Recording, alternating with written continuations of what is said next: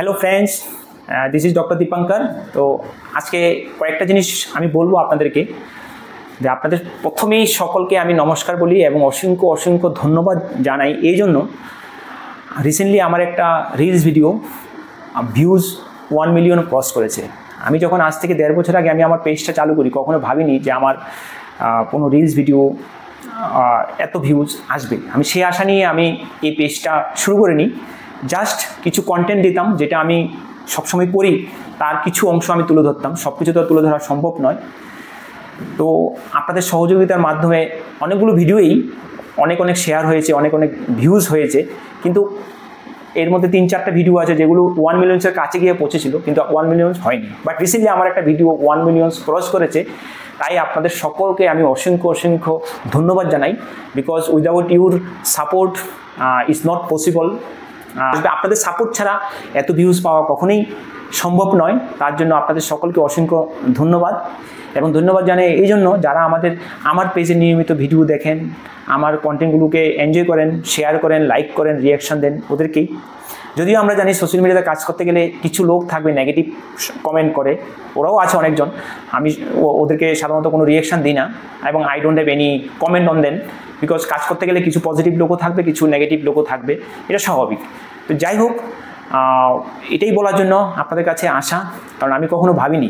এখন অনেকে বলতে পারে যে 1 মিলিয়ন ভিডিওতে কিছুই না, অনেকে তো অনেক মিলিয়ন্স হয়। সেটা যাই হোক, আমি একদম ছোট একজন মানুষ, ছোট একজন ডক্টর, আমাকে সেরকম লোক কেউ চেনে না। যাই হোক, তার মধ্যেই যে একটা ভিডিও 1 মিলিয়ন রিসেন্টলি ক্রস করে, তার জন্য মানে আমি খুবই খুশি। সেই খুশিটা আপনাদের সাথে শেয়ার করলাম। এবং অসংখ্য ধন্যবাদ আপনাদেরকে, এবং আশা রাখি ভবিষ্যতেও আমাকে এইভাবে সাপোর্ট করবেন, আমার কন্টেন্ট শেয়ার করবেন যদি ভালো লাগে। আর অনেকে আমাকে মেসেঞ্জারে বা অনেক কমেন্টসে অনেক কিছু প্রশ্ন করেন।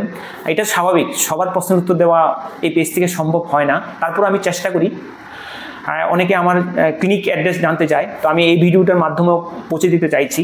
অ্যাকচুয়ালি আমি অ্যাজ এ পেডিয়াট্রিশিয়ান হিসেবে কাজ করি, আবার as a paediatric haematologist oncologist হিসেবেও কাজ করি। তো আমি Atal Bihari Vajpayee regional cancer centre, government of Tripura, আগরতলাতে আমি as a paediatric haematologist oncologist হিসাবে কাজ করি। এখানে আমি ব্লাড ক্যান্সারের পেশেন্ট বা ব্লাড রিলেটেড এনি ডিসঅর্ডার, তারপর পেডিয়াট্রিক ক্যান্সার 0 থেকে 18 বছর অবধি এই পেশেন্টগুলোকে আমি দেখি। তো এই ধরনের কোনো পেশেন্ট থাকলে আমার সাথে অবশ্যই যোগাযোগ করতে পারেন। আমাদের ক্যান্সার হসপিটাল আগরতলাতে আমার ওপিডি হলো মঙ্গলবার আর বৃহস্পতিবার, আর ওয়ার্কিং স্যাটারডে। আর তার পাশাপাশি আমার পার্সোনাল যে ক্লিনিক অ্যাড্রেস, এটাও অনেকে জানতে চান, সেটা হলো unity gastro hospital, Kadamtali, TRTC, opposite to CNG filling station. সেখানে আমি সোম থেকে শনিবার অবধি বসি। প্রত্যেকদিন বিকেল 4:30-5টা থেকে আমি মোটামুটি 4:30-7টা অবধি থাকি। সানডেতে পুরো ক্লিনিক ক্লোজ থাকে। তো কাইন্ডলি এই ভিডিওটা আপনাদের যদি ভালো লাগে একটু শেয়ার করে দেবেন, যাতে কারণ আমার কাছে অনেক কোয়েরি আসতে থাকে, স্যার আপনার অ্যাড্রেসটা কোথায়। তো সবাইকে অ্যাকচুয়ালি বলাও সম্ভব নয় পার্সোনালি, ভেরি ডিফিকাল্ট। আমাদের এই কাজের মধ্যেও যতটুকু পারি আমি রিপ্লাই দেওয়ার চেষ্টা করি।